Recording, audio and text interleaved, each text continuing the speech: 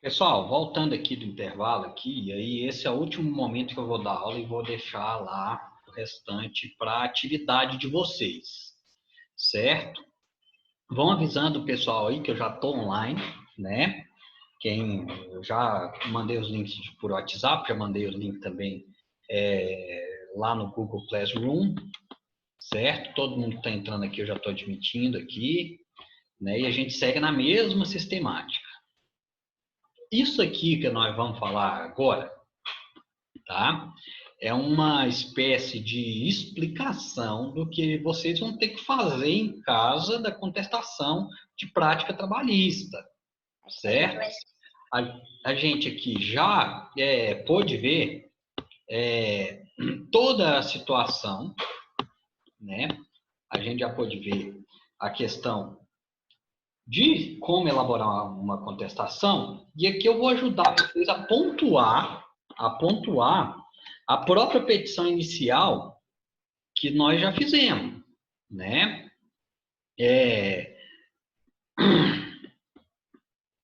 Vou ajudar a pontuar a própria petição inicial que nós já fizemos. Beleza? Lembrando que nós vamos levar com base o documento que eu acabei de produzir aí para vocês, né? Que eu posso até tentar já postar aqui, tá? Se vocês me permitem um minutinho, já vou tentar postar aqui no Google, na nossa sala de aula. Eu vou colocar como anexo da atividade de contestação, pode ser? Deixa eu ver aqui se eu consigo colocar como anexo dessa atividade. Eu acho que eu vou conseguir. Espera aí. Se não conseguir, eu tento colocar mais tarde. Que aí todo mundo vai poder simplesmente... aqui. Então, eu vou colocar um anexo lá, que é justamente esse documento que a gente produziu na aula anterior. E ele vai lá com o nome assim, ó, para uma contestação, né? Esse para uma contestação,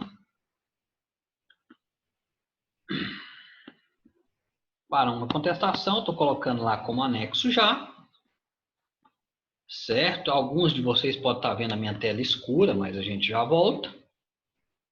E já está salvo lá. Eu coloquei como anexo que é dica para uma contestação, né? Já está postado, viu, pessoal? Então, vamos pontuar essa petição inicial que a gente fez na aula passada e eu vou pontuar eventualmente com comentários, certo? Vamos lá. Vou compartilhar a tela, vou compartilhar nessa tela a petição, que a gente chamou de primeira petição, que está lá anexado para vocês. E aqui nós vamos ver algumas coisas. Sempre que você pega uma contestação lá para fazer, olha aqui, né, o que a gente tem como situações. Aqui, primeiro do que a gente acabou de falar, lembra que eu falei, a gente tem que observar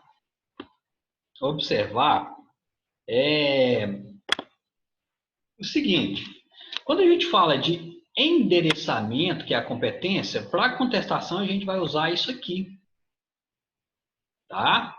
Que é o excelentíssimo senhor doutor juiz de direito da Vara do Trabalho de Lusiânia, né? Eu estou um ótimo desenhista, circulando aqui retinho, né? Mas não tem problema não, acho que todo mundo vai entender. Na contestação deve seguir o mesmo princípio, tá? Na contestação segue-se esse mesmo princípio também, coloca aqui. Só vocês podem observar que a gente não colocou o número do processo, né?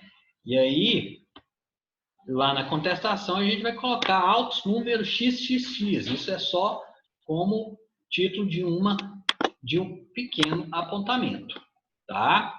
Coloquem lá autos número XXX quando estiver fazendo a petição de vocês. Vamos lá. Eu voltei aqui sem querer, mas não tem problema. A gente volta lá na nossa petição. Posteriormente, quando a gente vai seguindo, a gente tem a qualificação, olha aqui, né? A gente tem a qualificação aqui, o Geraldo, a gente tem o Geraldo aqui, que foi o reclamante, e reclamado foi o Carlos Schreiber, né? Esse aí foi o nosso reclamado. E a qualificação é tudo isso aqui. Tudo que ele é, inclusive endereço eletrônico, né? E tal. Isso aqui é o nome da peça, tá? Tudo isso tem que constar na contestação? Tem sim, tá? Mas é importante ver que para contestar, fazer uma contestação bem feita, a gente sempre precisa ler a reclamatória trabalhista. E no que a gente vai ler, a gente pode pontuar, né? A gente pode ter pontos importantes. E olha como a gente dividiu a estrutura dessa peça, ó, do contrato de trabalho, das horas extras, das férias não gozadas, do aviso prévio indenizado, da rescisão, da multa do FGTS, do adicional de salubridade, dos danos morais, a gente falou de assédio moral por carga excessiva, reflexos, a gente liquidou esses reflexos, falou da multa do 477, falou dos honorários advocatícios, refez a parte de liquidação dos pedidos, tá vendo? A gente refez. E nós fizemos também o pedido. No pedido todinho, repetimos até a liquidação, colocamos lá o valor da causa e a data do protocolo, que vai ser essa daqui, tá? Beleza? Data do protocolo, no finalzinho lá, advogado OAB. Isso foi a nossa petição que a gente fez em sala de aula. Essa petição ela tem que ser lida para que a gente pontue e resuma ela, né? Faça uma síntese dela na hora que estivermos lá fazendo a nossa contestação. Então, sugiro para vocês abrirem lá na contestação, né? Vamos passar para as fases aqui, vou tentar mudar de tela. Se acontecer alguma coisa de a tela escurecer, pessoal, me avisa aqui. Mudei de tela. E parece que a tela escureceu sim. Tá. Vou voltar. Escureceu a tela aí, né? Ou não? Vamos lá. Eu vou voltar aqui. Olha aqui. E aí nós vamos nesses pontos que da atividade que a gente fez. A gente vai analisar prazo, certo? Vamos supor, né, que tenha agendado na data X, né? Depois você pode colocar qualquer data de audiência, tá? Não estou colocando como requisito necessário, né? Mas o prazo vai estar garantido lá. A data que vocês protocolarem tem que ser a data da audiência. Se vocês fizerem qualquer menção dentro do corpo do texto de vocês, perdão. Ok?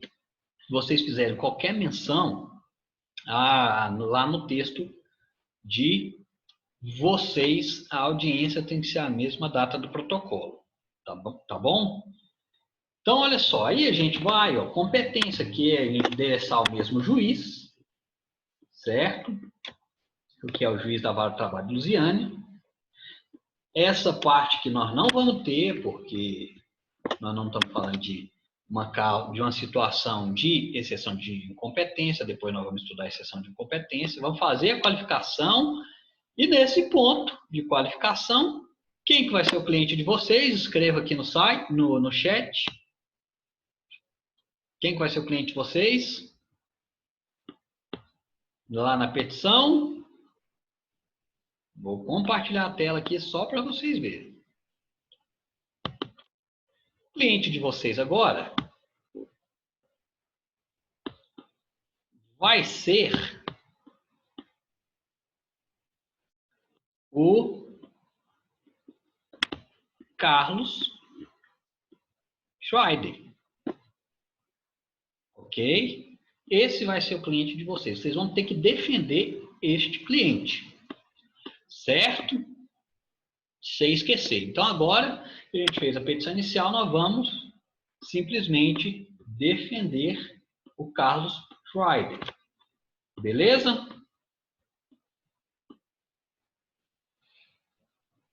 Outro ponto agora a se analisar. Resumo dos fatos. No resumo dos fatos, pessoal, sugiro que vocês comecem a falar lá, ó, da síntese da inicial, certo? A gente fala de resumo de fato e tudo, é porque é a forma que as pessoas às vezes até preferem, mas pode colocar lá, da síntese da inicial. Essa síntese da inicial é dizer o que está sendo contado na petição inicial. E depois vocês vão pensar nisso aqui, a defesa. Lá na defesa, depois da síntese dos fatos, vocês podem colocar do restabelecimento da verdade, né, das alegações da reclamada ou do reclamado, né? E vocês vão pensar em preliminares, em prejudiciais de mérito e no mérito, certo? Vai ficar livre a critério de vocês, tá? Vai ficar a critério de vocês. Vocês vão fazer uma defesa de mérito de acordo com situações, imaginando situações em que vocês podem defender um cliente, certo? Imaginando situação em que vocês podem defender esse cliente. Depois de fazer toda a defesa, apresentar toda a fundamentação, eventualmente também vocês podem apresentar a questão de cálculos, cálculos controvertidos, cálculos errados, questões assim. Vocês podem diminuir, pode apresentar documento e tal, fazer os pedidos. E observe o seguinte, nos pedidos você tem que ir falando depois dos pedidos da juntada dos documentos, certo? Então, juntada de documentos. Questões importantes de documentos que vocês têm que juntar lá na contestação. Procuração e documentos pessoais, comprovante de endereço da reclamada. Tá? Documentos importantes, procuração, documentos pessoais, comprovante de endereço da reclamada. Certo? Isso daí para comprovar a qualificação, a identidade, a legitimidade da parte. Certo? E posteriormente qualquer documento que venha a influenciar nesse mérito. Tá? Então, vamos analisar coisas que a gente pode imaginar, para contradizer aqui, né? Para contradizer. Aqui eu vou fazer alguns comentários em vermelho, tá? Vou fazer alguns comentários em vermelho. Quanto ao contrato de trabalho, o que você pode ter? Você pode ter, por exemplo, ou juntar o contrato de trabalho. É o documento que comprova e contrapõe alegações.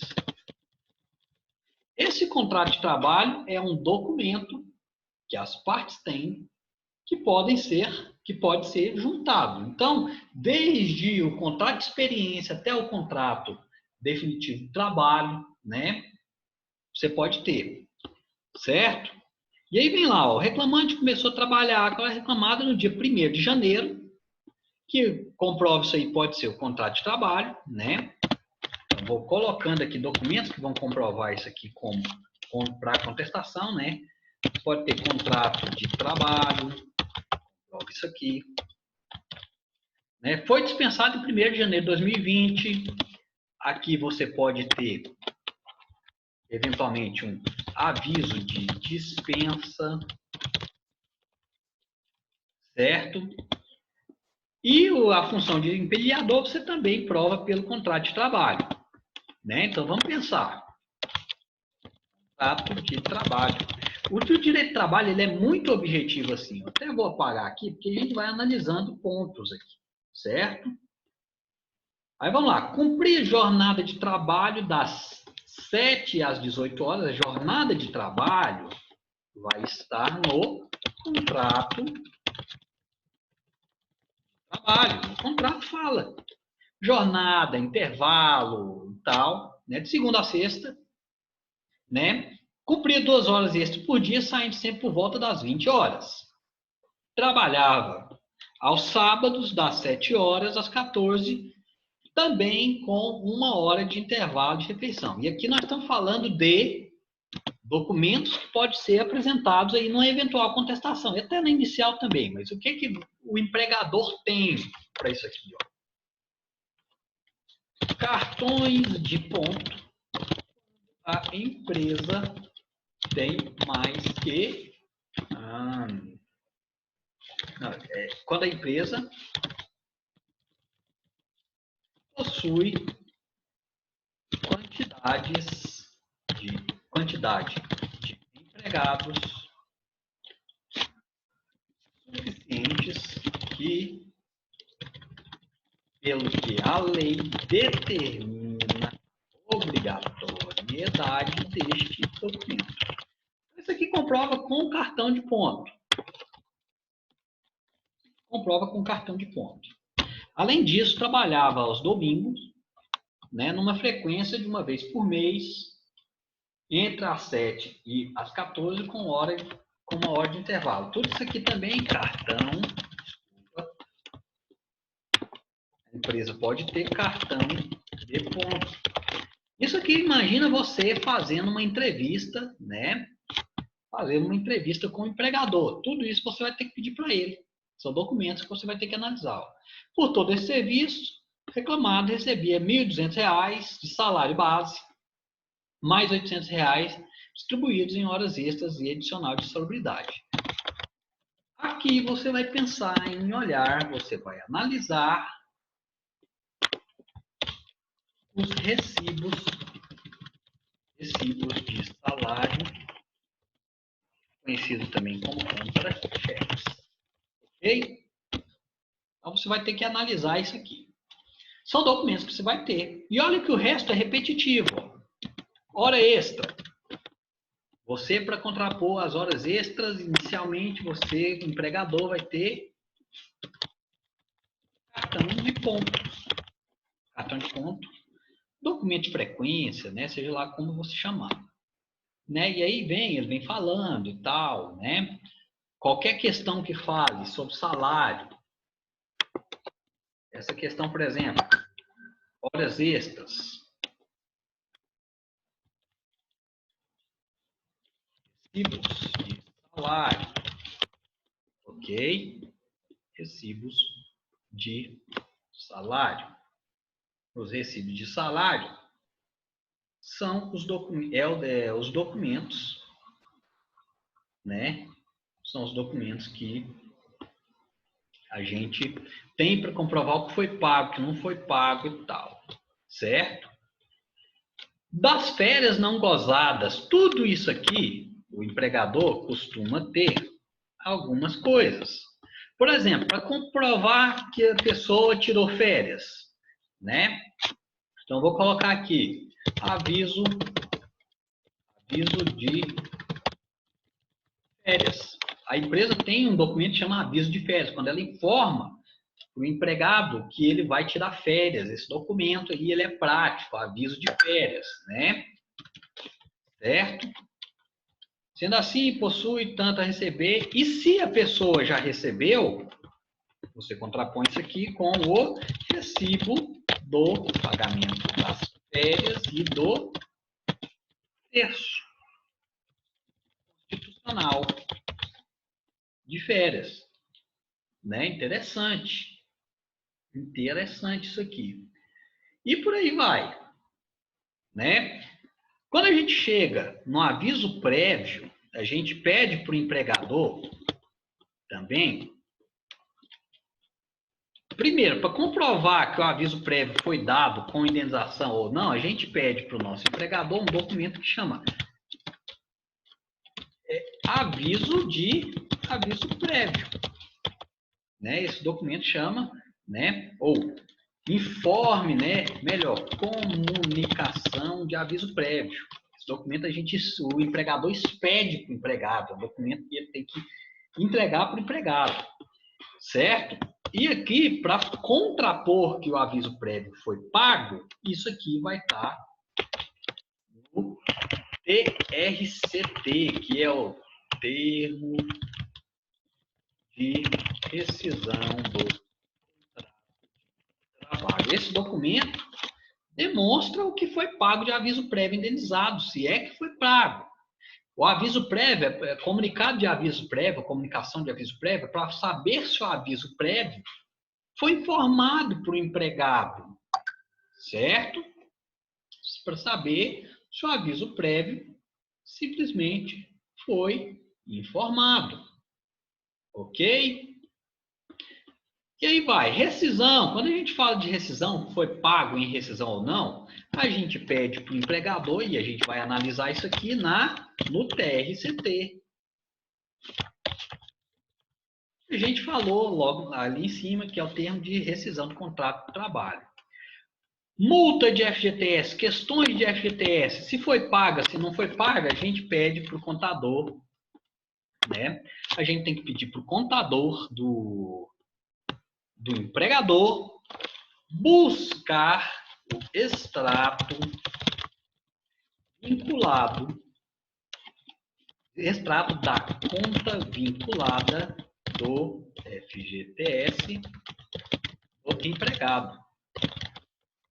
Isso daí o contador consegue, tá? É um extrato que tem lá, que retira na caixa, né? Se o contador não consegue, você pode pedir nas suas provas para os juízes, pedir ofício para a Caixa Econômica, para apresentar o extrato da conta vinculada, né? Certo? É uma conta que é vinculada ao número do PIS da pessoa, tá? Adicional de insalubridade. Quais documentos a gente analisa aqui no adicional de insalubridade? Vou fazer algumas referências aqui, né? O que a gente precisa ter aqui para comprovar essa questão? A gente precisa ter o vou colocar aqui, LTCAT, que é o laudo, né? É o laudo de acidente, de prevenção de acidente de trabalho. Esqueci aí a nomenclatura correta. Certo? Até esqueci. Mas, enfim, é isso e LTCAT a gente precisa de qualquer documento de segurança de trabalho, qualquer que ele tiver, do empregador, tem. E para comprovar que esse laudo, essa análise de prevenção foi cumprida, recibos de entrega de EPIs ao empregado. Isso aí a gente vai precisar para comprovar questões relativas à insalubridade, né? Relativos à insalubridade.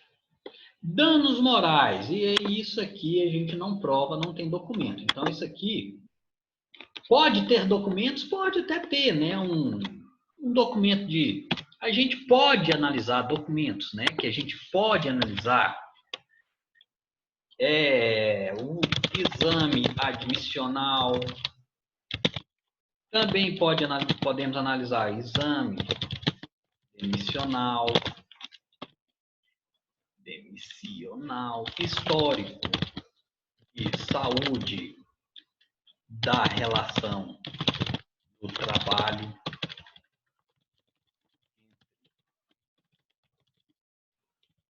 o reclamante e a reclamada. Isso aqui eu quero dizer o seguinte, pessoal. Quero dizer o seguinte. Esse histórico de saúde são os atestados médicos, laudos, entre outros, entregues pelo empregado ao empregador, seja via RH ou qualquer outra situação assim, tá? Reclamante a reclamada, tá ok? E nos demais a gente vai ter que ter aqui testemunhas também. Para isso aqui. Reflexos trabalhistas são questões de cálculo. É matemática, né? Quando a gente fala em reflexo, o que nós devemos utilizar para fazer esse cálculo? Utilizar a matemática. Ou seja, vamos ter que calcular. Quando a gente vai combater multa do 477, a gente vai lá no verbete do 477, parágrafo 8º, né? Fala do não pagamento das verbas rescisórias. Se tiver sido paga, a gente apresenta lá o TRCT, por exemplo, né? Ó, considerando não foram pagas as verbas rescisórias no seu devido tempo, o reclamado tem direito ao recebimento da multa do artigo 477. Aqui o que a gente precisa ver, né? Recibo de pagamento das verbas rescisórias, né, que estão no TRCT. O TRCT tem que, no mínimo, estar escrito: declaro que recebi as verbas acima descrita no montante de tanto, certo? Ok? Honorários advocatícios a gente impugna se for o caso, se a pessoa estiver pedindo valor excessivo, se estiver pedindo valor inadequado, por exemplo, vocês podem pedir que seja reduzido o valor dos honorários advocatícios em caso de sucumbência da reclamada para o patamar mínimo, por N razões, vocês vão olhar a lei. Liquidação do pedido, vocês vão contrapor os cálculos que tiverem sido apresentados, né? Isso aí são argumentos, e vão fazer os pedidos de acordo com tudo que a gente falou, né? Obviamente observando pedidos, até mesmo pedidos que não estejam descritos em todo aquele rol de história que a gente viu. Como, por exemplo, olha esse pedido aqui, ó. Caso não pagamento de verbas incontroversas, seja aplicada a multa 477. Mas pelo menos você, como advogado da reclamada, do empregador, tem que falar, olha, não há verbas incontroversas.